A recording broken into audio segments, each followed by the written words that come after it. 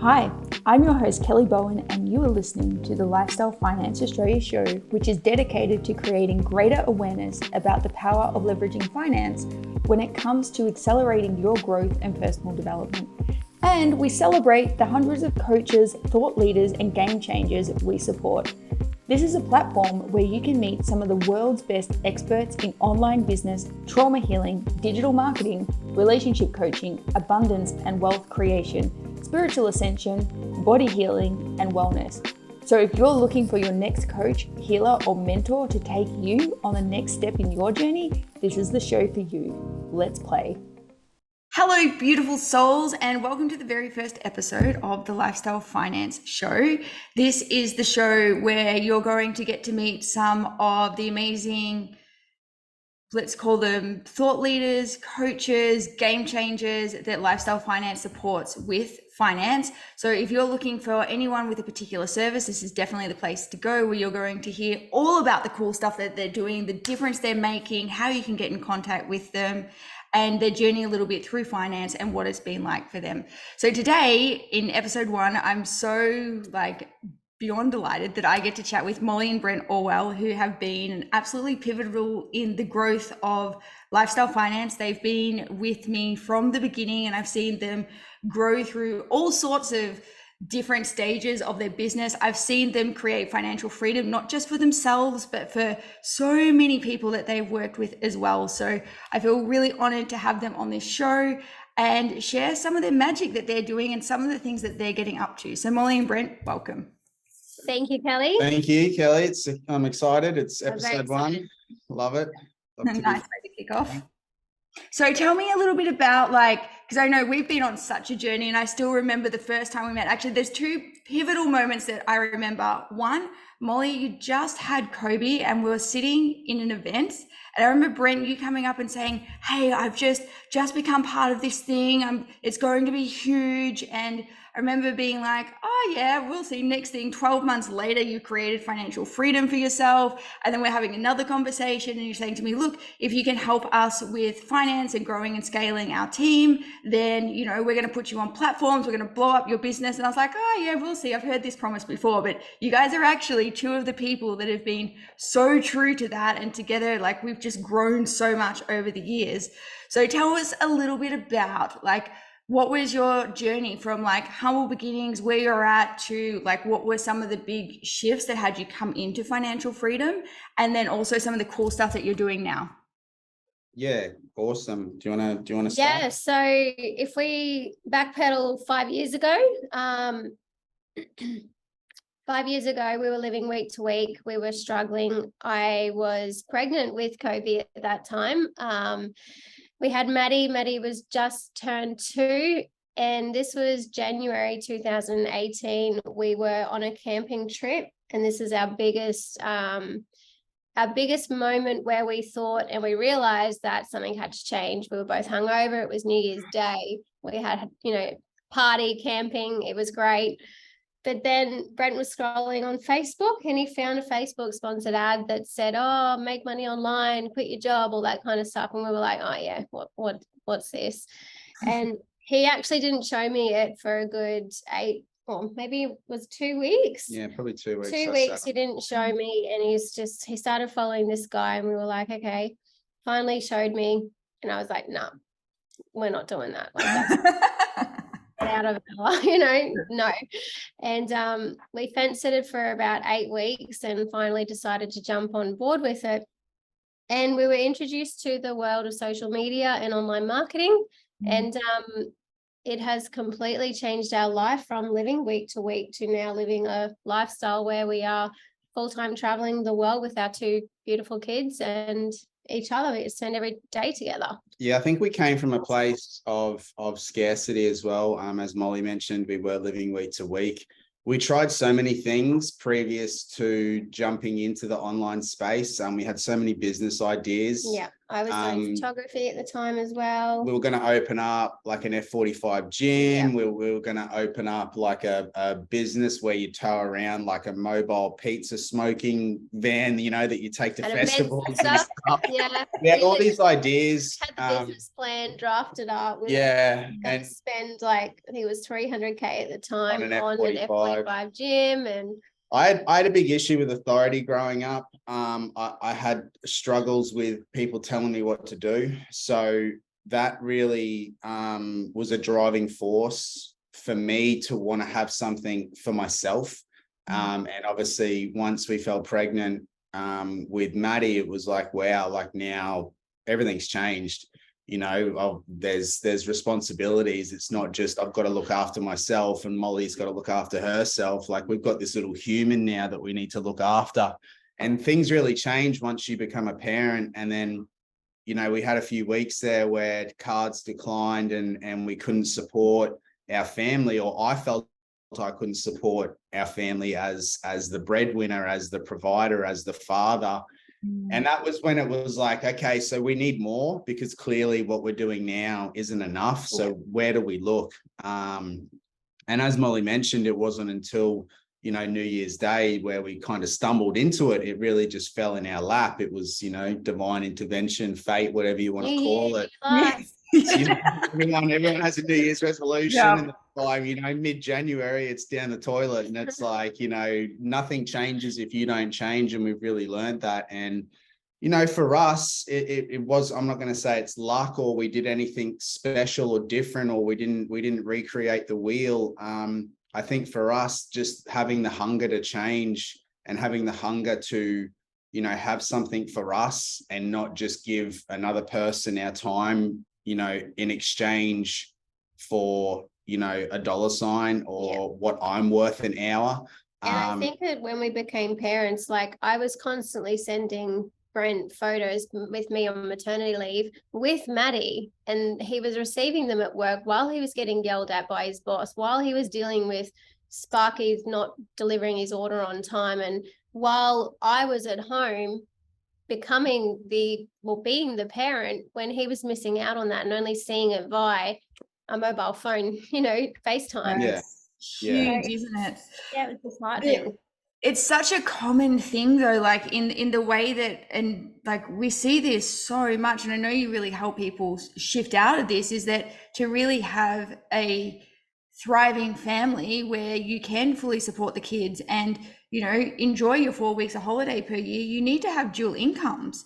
And even with that, like if there is a parent staying at home, one parent gets to have the experience of watching the kids grow up, while the other one, like you said, Brent, you're experiencing it through the phone, or that both partners need to be working, and then you kind of miss it all and somebody else grows up your kids and it just sort of loses that connection. So I love so much about what you're talking here. And there was another thing that you said that I always like asking this question to anybody who's successful in business. There is always a plethora of failed businesses before the one that actually sticks. And I remember one of my first businesses, I invested in this health product. I put $30,000 into this health product because it was going to be a big thing because my psychic told me it was going to be big, and it flopped tremendously. And I learned so much about business and life, but there's always something that has the thing that actually sticks. There's something different about it. What was different for you? Like you mentioned the hunger, but what was it that had, when you came into the online business space, what was it that had you stick with it and follow it through? Because that's also the other thing. That's the difference between success and failure in anything. What was it that really had you stick with this? I really love that you said that, because I think that there is one difference and one difference only between people that are successful and that aren't. The ones that are successful fail forward. And I love using this terminology because it is so true. Most people, when they fail, most people throw their hands in the air. Nothing works. I'm not trying anything again. I'm just going to take the safe road. I'll stay at my secure 9 to 5. But now people have realized, especially over the last 2-3 years, and I'm not going to say the C word, that, that has really, I think, opened people's eyes that you don't have a secure job anymore. We live in a world where there is no secure job. So you know, failing forward for us, it was like, okay, well, we didn't make that work. Maybe it wasn't for us. Maybe our mindset wasn't strong enough yet for that, or maybe it just didn't resonate with us. So what's next? Like, yes, I don't see it as wasting money, failing forward. I see it as it's what's around the corner. It's like in anything in sales, you know, for every no, there's a yes around the corner. Well, for us, it was like for every failed business venture or something that we tried, there is going to be that thing that comes that eventually will stick, that will send our family to a better place. And that was just all that we did. We just failed forward. And I think a big part of it as well was the communication that we had with each other in regards to what were the failures that we were facing and how can we face them better next time was a big thing. Like we see so many families or just couples, you know, letting one person lead the reins on it, which is completely fine if that's how they want to roll. But the other one then doesn't support because they're not involved in it. So for us, it was we're either all in or we're all out. And if we're all in it together. Mix that with mindset and personal development, and you have yourself like a recipe for success. And then sprinkle a little bit of consistency and patience. And, you know, it's not just a special pill. You know, people look at us now and they see the life that we live now and they're like, oh, it's so easy for you, you know, but when it's like, you haven't seen, you know, for the people that haven't seen our pages, like our socials, they started from zero. You know, we had 0 followers, we had 0 skills. All we had was, I guess, a business vehicle that was gonna allow us to get to a certain place, but we had to pick that business vehicle up. If we implemented it, we had to become the people that we wanted to become. And I had a really awesome podcast as well the other day that I was on, and it's about, you know, I just said, like, become the millionaire version of you, or become the $10 million version of you, or the $100 million version of you, or even the $1 billion version of you. Like, step into that person now, not when it hits your bank account. You need to become that person now. Like, what kind of routine does that person have? You know, how do they eat? How do they communicate with people? How do they show up daily? You know, how do they, what do they read? What do they consume? There's so much that really you need to kind of deconstruct from where you want to get to, but people just have this like vision, like, I want to be rich or I want financial freedom. And it's like, what does that mean? Like, what does I don't want to do anything for it. Yeah. I want it to land in my lap. Yeah, but that's the problem. That's the problem, is we live in a world where people want instant gratification more and more and more. And that's that instant rush of dopamine where people go and play pokies and they go and put the lotto in, and, you know, they're expecting luck to happen, and people put the lotto in, they get that rush of dopamine, they go and tell their friends what they're going to spend the 30 million on, and then they go and check it and it says no, better luck's next time. And then they buy another one for that instant rush, where it's like, we understood that, okay, this is going to take time.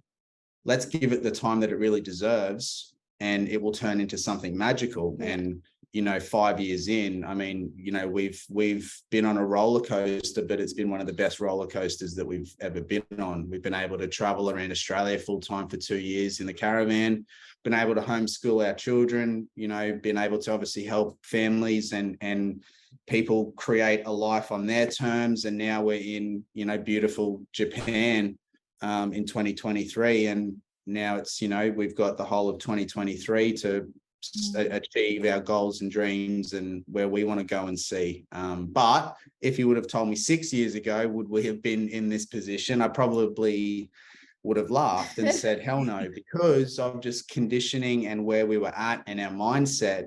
Had a lot of growth, didn't we? Yeah, we're still the same people that we were 5 years ago. Nothing's changed on that aspect, but I guess we're just the higher version or the upgraded version of ourselves. And that's what we teach people to become, is the best version of you.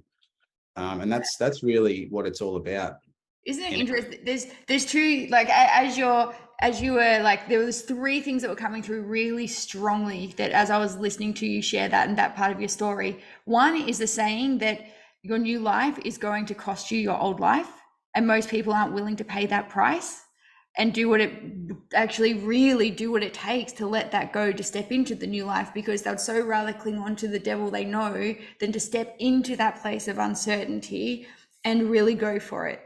Yeah. And then the next part of that, like, and then if they do say yes, so they're willing to sacrifice their old life for the price of admission to the new life, then it's actually navigating that tension between responsibility and freedom. Because everybody wants, I want freedom, I want financial freedom, I want to be able to do whatever I want.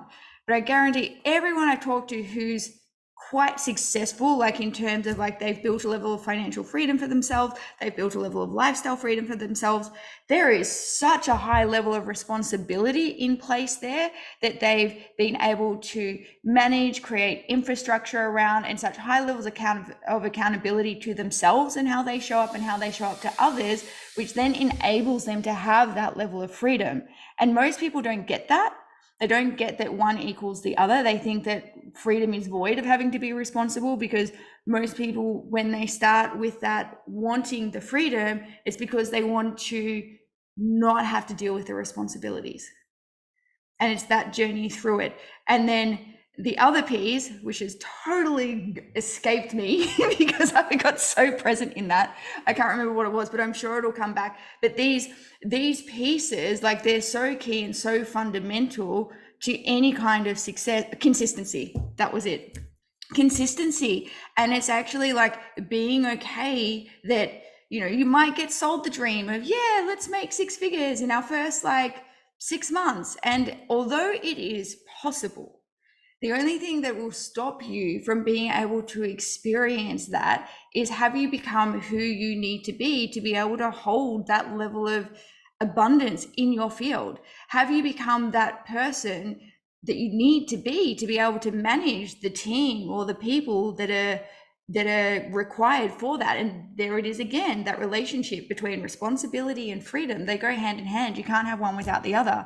And it's something that you guys have done so beautifully, because you built many teams, and I've even seen people within your teams come through the brokerage to get finance, to take their first step into that space, and then come back around and be like, hey, I've paid out all of my debt, I've retired my wife, and now I want to start sending clients through as well. So this process and what you do and what you offer people who work with you, it works. I see it happen every day. So tell us a little bit about exactly what it is that you're currently doing, because I know you've got multiple businesses now, starting out from this one humble business to where you are now. Tell us a little bit about what you do and how you help people get into this space of online business and create their own level of financial freedom and live their best lives.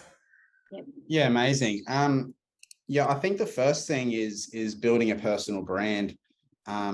If your followers, and I know a lot of our followers, follow the likes of Grant Cardone and Gary Vee, and all the big name marketers out there. And if you go and watch their content, one of the biggest things that they preach is building a personal brand. And in my opinion and in theirs, and I totally agree with them, it is and will be the most expensive form of real estate that you could ever own. Not a piece of land in Sydney, not a canal front home on the Gold Coast. Building a personal brand in 2023, while social media is still relatively new compared to where we're going, while social media is still relatively cheap compared to 15, 20 years in the future, what it's going to turn into once corporations get involved a lot more, where we're going with Web3, where we're going with AI, as much as people have their own opinion about AI, look, it is going to have its place in this world. And we're a big believer on, you either capitalize on change or you resist it and you be like most. And unfortunately, most will never live a life on their terms because of that. We just chose to embrace change and embrace where social media was going and stay one step ahead and try to catch a trend before it even becomes a trend. And I think that's the most important thing. So in a nutshell, our main business is high ticket sales. We've built out a really cool platform called EYH, Expand Your Horizons. It's our baby. It's the last 5 years of our success all bundled into, Apologies about that noise. I've got the cat scratching the pole too, so timing. All bundled into this authentic, real platform that just teaches people to, as I said, build a brand and, you know, hold themselves accountable, learn the fundamentals and the skills of marketing, you know, which is either Facebook ads, Instagram ads, YouTube ads, TikTok ads. I mean, everywhere you can see and get traffic, you can make money. And it's exciting that we live in that world. 15, 20 years ago, there was no option for what we have now. And this is what I mean. It's like embracing change. And, you know, our parents didn't understand it when we got started, and our grandparents didn't understand it when we got started. But let's be real, the old way of doing things is clearly not working, and it's not going to work in this new world. So we teach people to embrace change and to capitalize on the ever-changing evolution of social media, which is really cool. So we've got EYH, which is our high ticket platform, and we've also got GPA, which is Global Press Agency. We've just recently launched that. That is kind of the other spectrum of helping people scale and grow their brands. We live in a world of image, and let's just be real, right? Social media is all about image. And once again, you either embrace that, or you're just another bare bum in the shower that, you know, it is looking for likes. Yeah, exactly right. So it's like, you know, with GPA, it's all about, you know, press. Well, it's a PR agency, you know, so public relations agency. So we get people featured in articles. We help people get verified on socials. We can help people with, you know, banned ad accounts and banned Instagram accounts, Facebook accounts. All this that we've built is just by building relationships with others and connections and networking. We also invest heavily in crypto. And at one point we had a little crypto mentorship program, which, look, we decided to kind of, for 12 months. Yeah, it did really good. People had really good success. But once again, the emotion that's in something like that, where it's no one can control this market. And it was, you know, no one knows when there's going to be another pandemic or another war or whatever. And unfortunately, those factors are the factors that can change a market to send it either up or down. So there was a lot of emotion in that. So we kind of walked away from it because, you know, truth be told, it was hard on me because I was getting the brunt force of the emotion, where I wasn't the one that told Putin to invade Ukraine. You know what I mean? Like, I had a direct phone call to him and say, do you mind if you send the markets down and crash the economy? Like, just for, you know, the next 6 months. It was just a lot of expectation on you to keep. It was, yeah. The market's changing. I also think with that, particularly in that crypto NFT space, there's a lot of magic pill chasing. Oh yeah. If I just put my money on the right thing in couple of months time, I'm going to be a millionaire. If I just follow this guy who's getting success and I do what he does, well, then I can have that magic pill. But again, like, there is so many other factors to that. Like, maybe you might get a little bit of luck, right time, right place. But if you're putting all your hopes and dreams and leveraging yourself to your eyeballs to go in on something that you've got no certainty about, and if you haven't done the internal work to actually become the person that can even receive, not just hold, but just even to receive it, let alone hold it, like, that's a whole other ball game. So, like, I get it. I'm just getting the calculator out because, you know, when we started that group, you know, I was doing roughly about 3 hours a day dedicated to, you know, crypto research.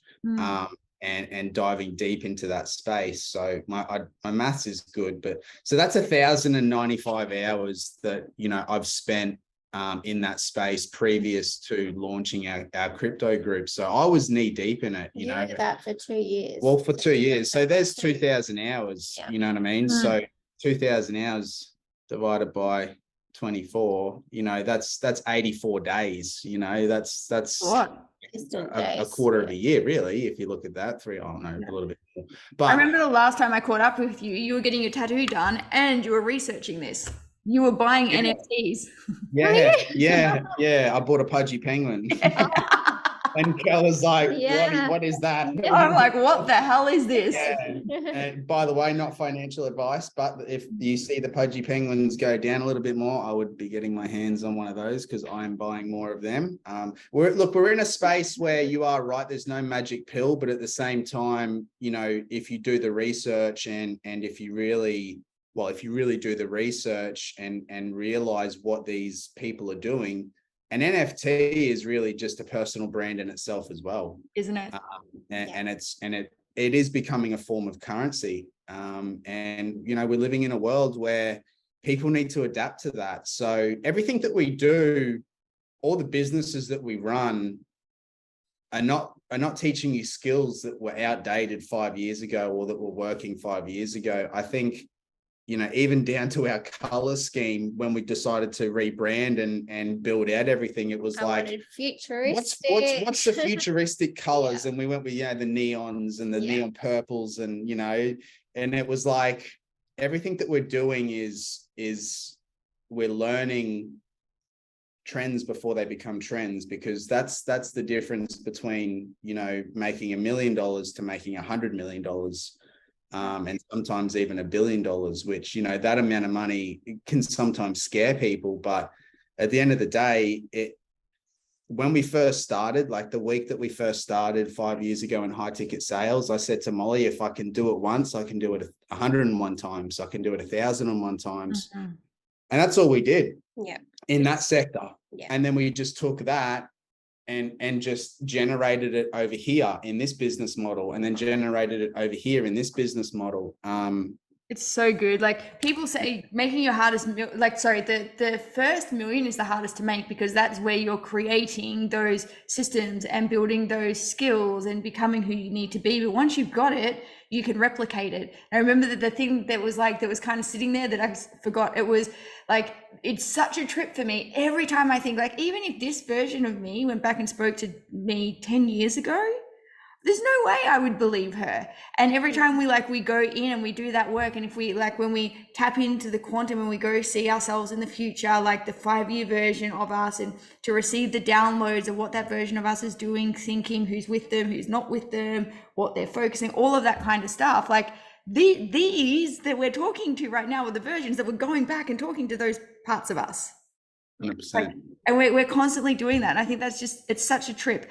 I've got, so 2 questions. If some of our listeners are thinking, wow, I'd really like to get into this online space, I'd love to build a personal brand, what would you say are 3 key things that they need to either as character qualities have, or be willing to embrace to really be successful with a personal brand, based on your experience and what you've seen? I think to be open-minded, definitely. And to not just think that, I guess, I don't know, how would you say it? Is this PG rated? No, I made this not for children. Okay. You can swear. Well, the first thing I was going to say is balls.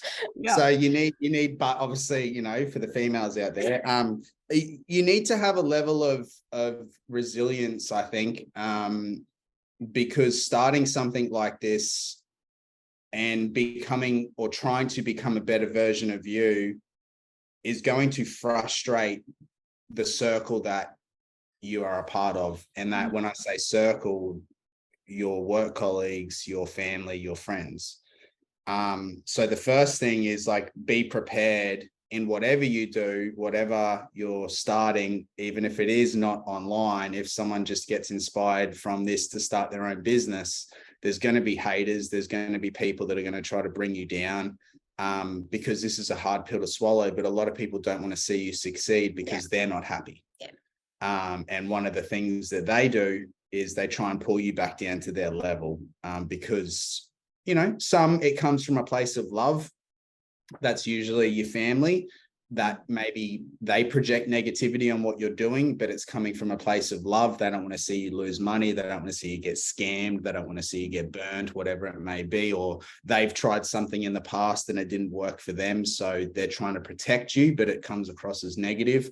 But then you just legit have the unhappy people that when they look at themselves in the mirror every day, they don't like the reflection. So their main fuel is to bring others down, the trolls, etc. We've all probably been, and dealt with those from, even kindergarten to high school to, just people down at the pub or whatever, just angry, unhappy people. 3 things to a personal brand: authenticity. 100%. You have to be you. And what people need to realize is it's okay to just be you. And that's all you need to do. And I say this to people when I have phone calls with them, once they've been through our process that we take people down with the high ticket sales road.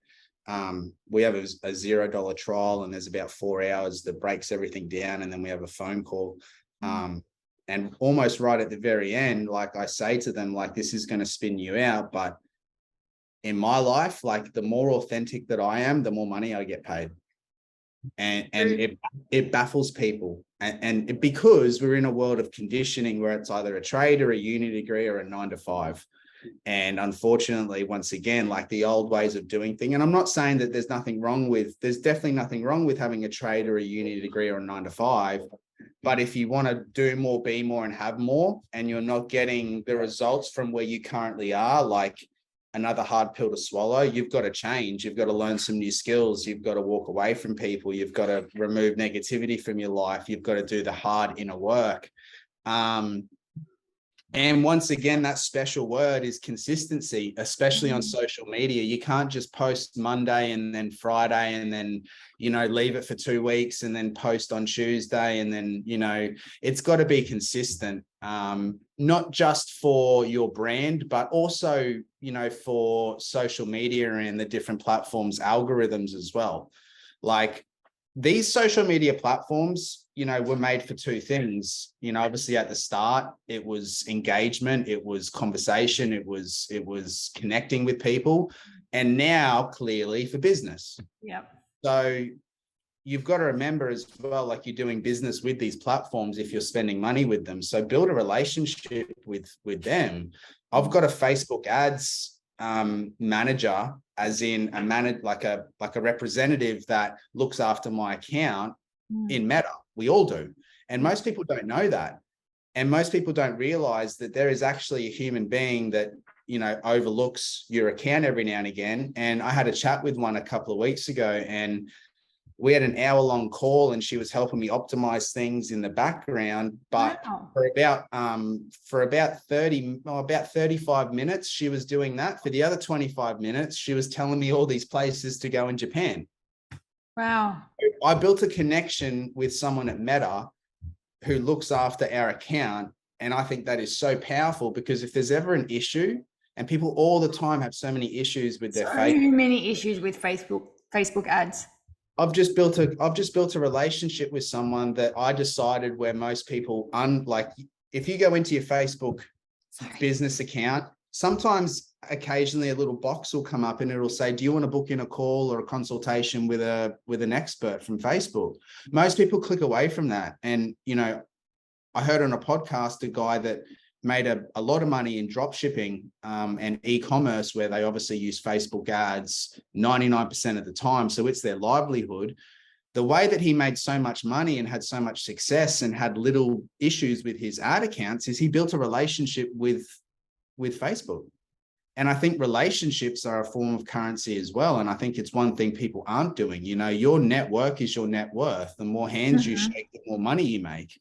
And that's what we have really in the last 2 years, especially since we've scaled and scaled and scaled. It's not so much, okay, how many more skills can we learn?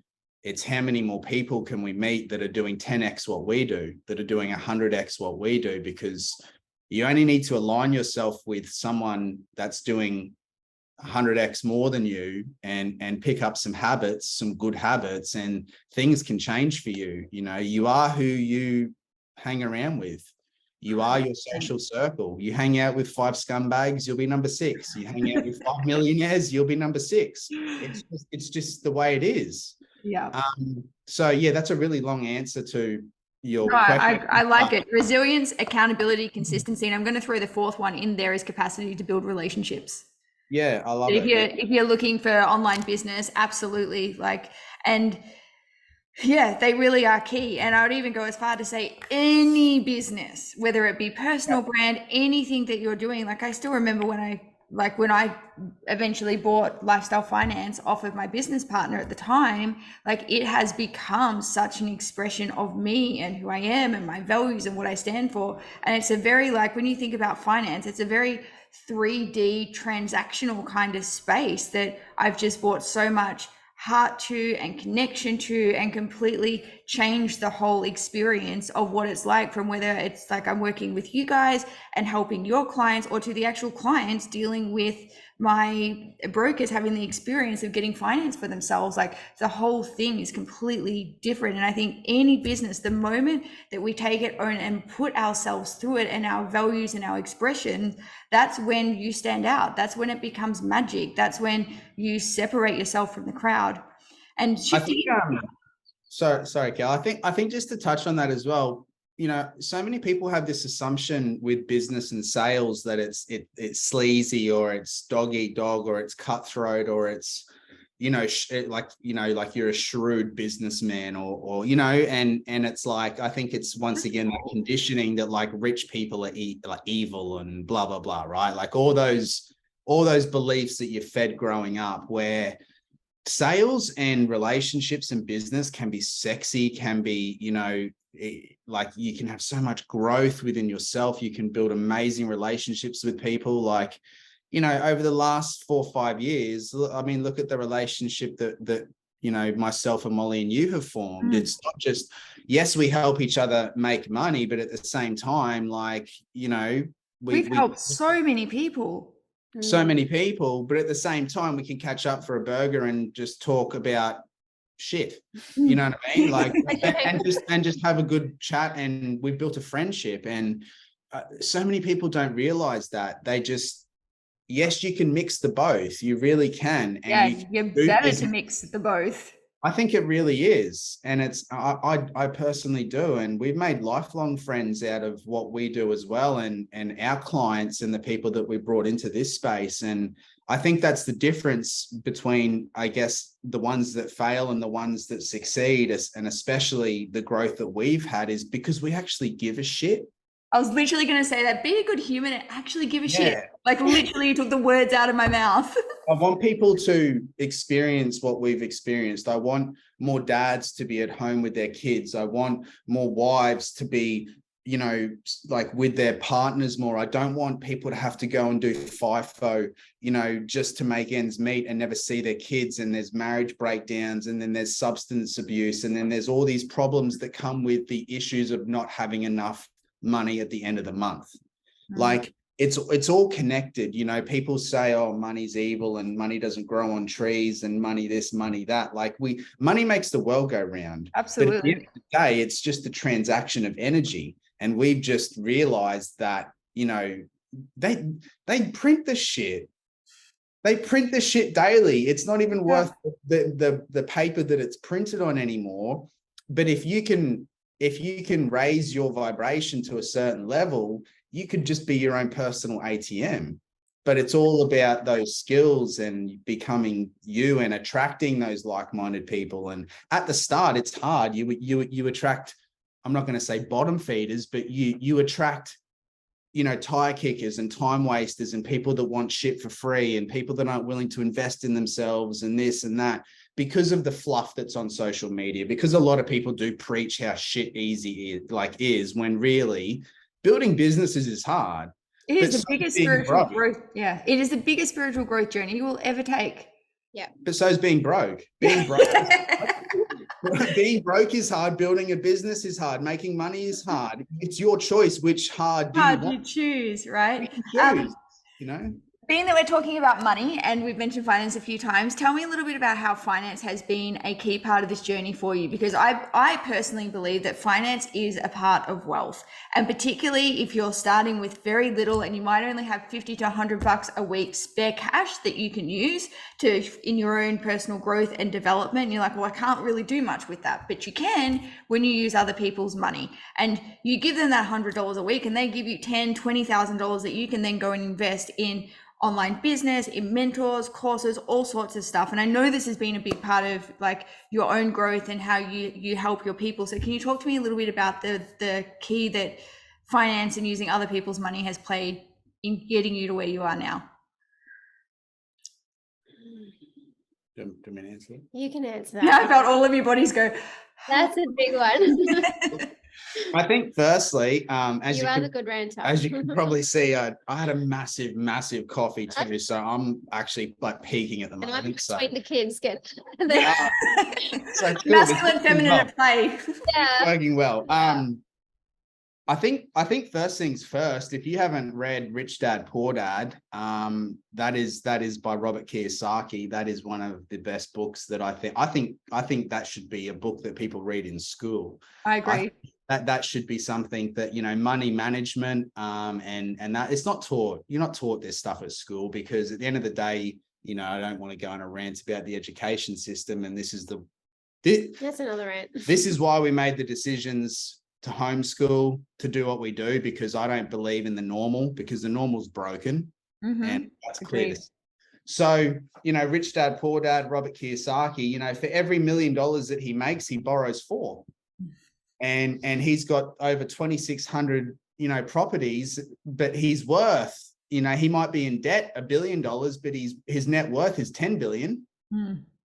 Donald Trump is one of the most richest men in the world, but he's also one of the most in debt, but his assets outweigh his debt. Like, smart people use other people's money to make money and to build and to grow and to obtain these assets that become money-making assets. People that are out there that are buying the jet skis and the flashy cars and blah, blah, blah, like, there's a time and a place for that. But if you're not in a financial situation where you're happy or once again, you're living week to week, like, I don't understand why when someone that's making 70 grand a year, I don't understand how they can go and buy $140,000 Land Cruiser. That's, to me, that's like, I look at time. I'm just like, I know how much that is per week, and I know how much $70,000 is per week. And I'm like, how the fuck are you surviving? Yeah.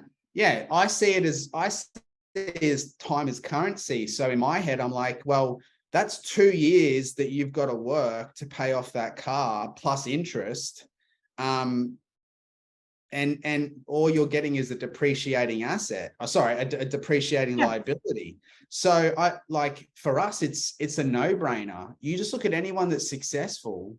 They use other people's money to scale and grow.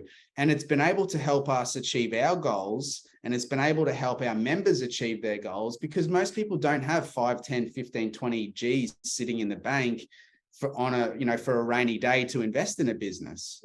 So there's 2 ways to look at it. Like, you can look at it as you're financing for liabilities that, okay, cool, you bought a jet ski.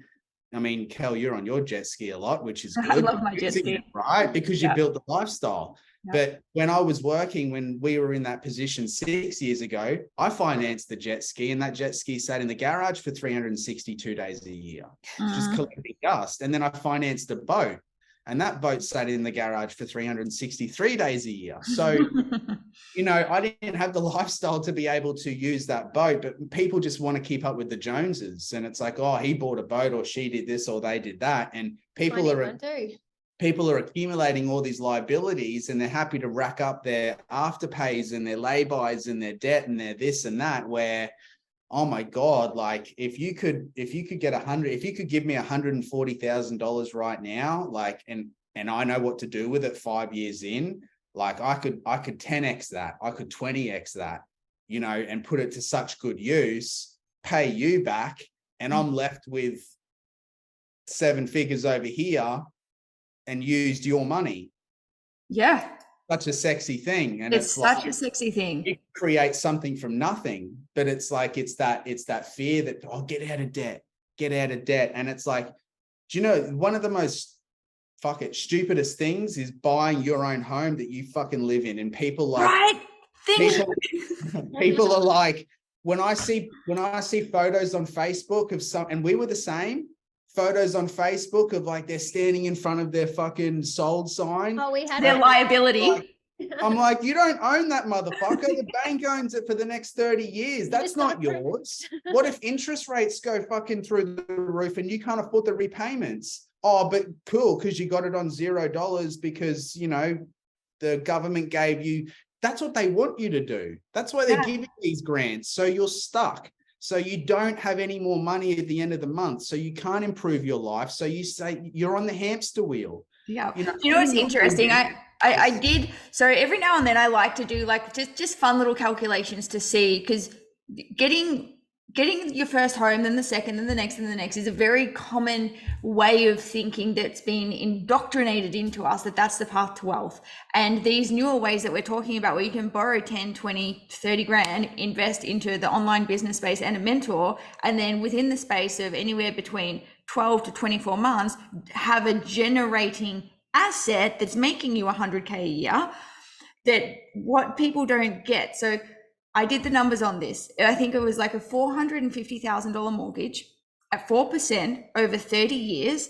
For you to own that at the end of that 30 years costs you an additional $450,000. And that's if interest rates don't go up, and interest rates are going up. Like there's no doubt about it. Like even when I look on my ASICs calculators, it has the thing and it says, and if interest rates go up by an extra 2% in the next 12 months, it'll go from this to this is what you're paying. Now, if like the government sites are already saying that, like it would be a fair assumption to say, well, they're preempting us that to be prepared for that within our budgets, because although this is where it might be, here's where it's going to go. And people don't get that. Whereas like if you can go get a personal loan and borrow $10,000, $20,000 to invest into the online business space and into your growth and education, you might pay 10% on that. Yet what you can do with that $10,000, $20,000 and how quickly you can not just create your own return on investment, but go beyond that and start making profit beyond that, and a generating asset that's going to pay you money. Mortgages don't pay you money unless you've got somebody else living in your place. And even then you're just paying off the mortgage. Very rarely are they positive gained and you're making money out of it.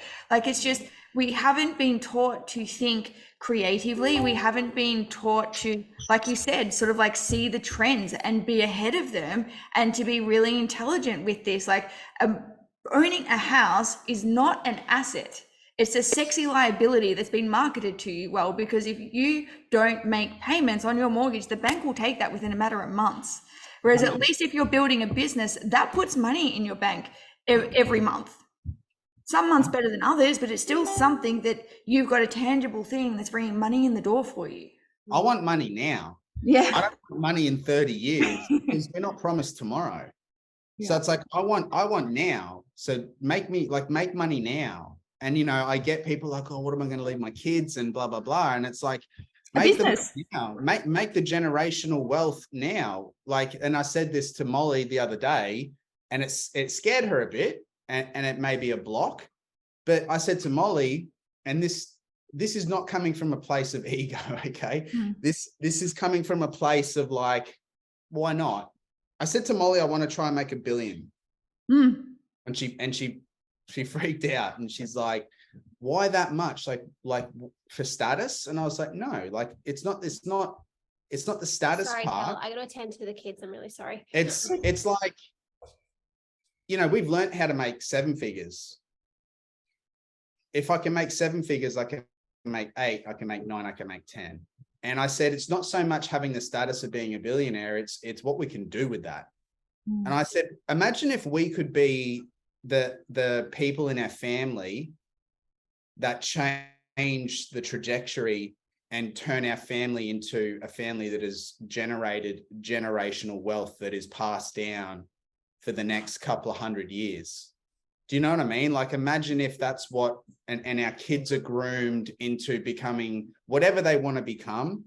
whether that, if Kobe wants to be a race car driver, like we're all for it. We're not forcing anything on our children. We want them to make the choices. And that's the other reason as to why that we live the way that we do. I think there's a lot of expectations, on kids to do the same please their shit. parents. Exactly right. So, $1 billion is something that, people see as so unattainable, but it's like, I look at the marketplace and there's people in Dubai making $100 million a day in e-commerce. Right. So Isn't that insane? It's like, I just see it as we're just on a different scale to them, but all it takes is just time and growth. And that's why can't you? Why not? It's that don't want to, and that's fine too. But I think it's like, I don't know. I just think it's like, it all depends what people want. And I think people aren't clear on that. As we said at the very start, like financial freedom, what is that? People don't have a number in their head. Once you have a number in your head, like what is it? Is it 5 million in the bank with 3 homes? You own all your cars, you got a boat, you got a jet ski, everything's paid off. You're done. You can just do nothing, turn the phone off for the rest of your life and just chill. Is that, but people, a lot of conversations I have with people, I ask them that question, like, what's the number or what's the goal? Most people don't know. And I think that's where the issue is like, you can deconstruct from a number, which then gives you a pathway. And you break it down into, okay, so what do I need to do daily? What do I need to earn daily? Or what do I need to earn hourly? Or how much of this do I need to sell? Or how many people do I need to sell to in order for me to make X, Y, Z? And then you've got a plan, you've got a blueprint. But most people don't have a blueprint. They've just got this, they just fucking hate their boss. An imaginary number. I think the other thing that's like, that has, when these bigger numbers start to come into play, I think there's more to it. Like you were talking about legacy just there. As you were talking about it, I got goosebumps. And even more so, you haven't directly said it, but when I watch you and Molly function, and when I watch like what you do for the people in your teams, there is so much mission and purpose and legacy linked to money. So that $1 billion isn't just cool, let's make $1 billion. There's for you, there's so many about all the lives that you get to touch and help and improve in the process of that. That's exciting. And like you said, the generational wealth for your children, like within creating of that $1 billion, there are going to be so many lives that you'll transform. Countless, probably beyond your recognition. 100%. I mean, last year we worked closely with Make-A-Wish and I worked out the numbers there. I'm really big into numbers too. So it's because they don't lie. And that's, I love that. I love that about numbers. But, we gave 5% of our total income for 2022 to Make-A-Wish. And ever since we've been traveling this year, especially in Southeast Asia, it's really opened our eyes, because some of these villages, these people have nothing, but they're the most grateful people and happy people that I've ever met. And we've donated over here as well. And the feeling that you get from helping another human being is like no other. There is no drug in the world. There is no substance. There is nothing out there that can beat the feeling that I have felt and Molly has felt in these little villages in Cambodia, in Thailand, of just helping these people and just seeing the gratitude and the look on their faces and the emotion, and how much we just take for granted, living in Australia, living in the US, living in these first world countries. It's humbling. And I think and as I said, it's that $1 billion isn't driven by ego, but I'm like, imagine what you could do with it. Imagine the lives that you could change, and imagine the feeling of having that daily. Like, and that's the thing. It's like, I've had a taste of it now. And it's like, I've had a taste of that drug, right? And it's like giving back, and it's given me a feeling that I've never experienced before. And I want more of it. And now I'm addicted to chasing that feeling, which I don't see as a bad problem. I see it as, that's the fire, or that's the fuel that keeps the fire burning. And it's not just helping these people in third world countries. As I said, it's helping these people, day-to-day people in Australia and Canada and New Zealand, etc. Molly's got to go, people. Bye. Heading horse riding. Enjoy. It's helping the everyday human that I guess just wants to create more for themselves. We only work with people that have the desire to become more, because let's face it, there's a lot of people that will watch this that want more, but I don't know, maybe they're not ready, or maybe there's just a lot of inner work that needs to be done, or, maybe they're just simply, I hate to say it, but there's so many variables that come into it. Laziness, their surroundings, everything. There's too many to list as to why people don't have the life that they want. But we're just trying to re-educate people, just get them to unlearn the bullshit. Right. That's a big part of EYH, is building the foundations first. There's a lot of hype around make money online, make money your first 30 days. But then you've got someone that opens up a bakery that drops $150,000, that it runs at a loss for 12 months, but then in 2 years, 3 years time, they've got 10 franchises.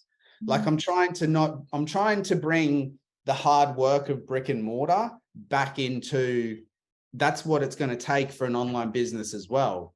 And don't look at the shiny stuff on social media, because it's fabricated and it's done very well with the Lambos and the men. Yeah, it's fake. It is all fake, or most of it, not all. Yeah. There is a lot of fake it till you make it, and it's easy to Photoshop, or I always giggle when you see some of those behind the scenes. Well, I can't fake this shit. I can't fake that horse in the snow. No. Do you know what I mean? So yeah, I've been watching it.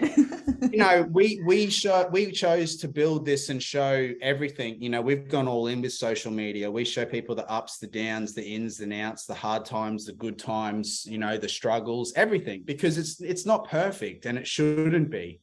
But just be okay with showing that. You don't have to just fluff everything. And the authenticity piece, right?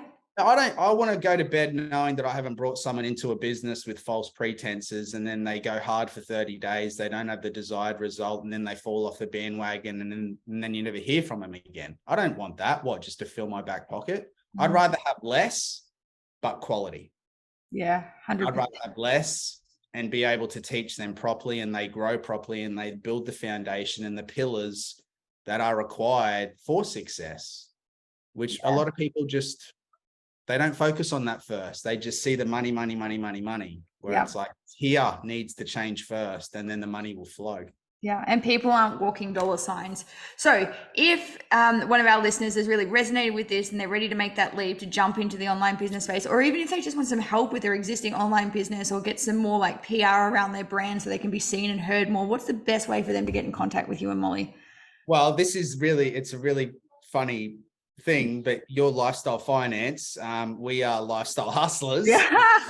We didn't plan that at all when we started working together. It just happened.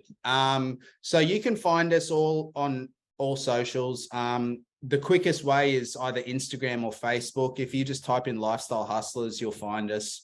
We're spread across all of them: LinkedIn, TikTok, YouTube. We've got our episodes if you just want to go and get some travel inspo, so you can jump on our YouTube and just type in lifestyle hustlers. We've got all of our trip around Australia, and now we're obviously filming overseas through Southeast Asia. We're going to Europe in March. We're going to Portugal for 3 months, so that's going to be awesome. We're going to create some cool content there.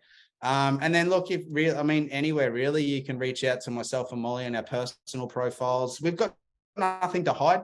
Do you know what I mean? I don't care where people reach out to us, jump on Google, look at whatever you want to look at, but just do proper research, because sometimes stalk them well. Google's a breeding ground for negativity. You can search broccoli and there's 10,000 people saying fucking don't eat broccoli, which is one of the best superfoods. So, right, too much chlorophyll buildup in the cells and blah blah blah. I've seen those too. And just have a good research, and we're an open book, and we answer all of our DMs and that. So you can talk to us one-on-one. Yeah, amazing. And I'll also have their links splashed all over the place, so they will definitely be easy to find them. And if you can't find them, you're more than welcome to reach out to me, and I'll be more than happy to connect you. So Brent and Molly, who's gone, you will probably hear this. Apologies about Molly. Once again, this is real. This is real. She's off riding horses. We've got 2 kids, and Molly was booked in for 10:30. She's going to ride horses in the snow, which is really cool. She's super nervous about it, but yeah, I mean, this is us guys, a family with 2 kids.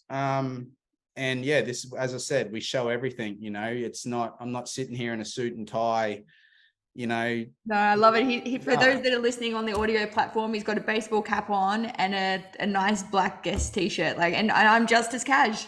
Like, this is, like, let's take the formalities out of business. Let's be people, like that relationship piece that we're talking about earlier. This is really what makes businesses thrive. Let's go back to like the old school way of connecting and actually really care about the people that we're working with and coming into contact with.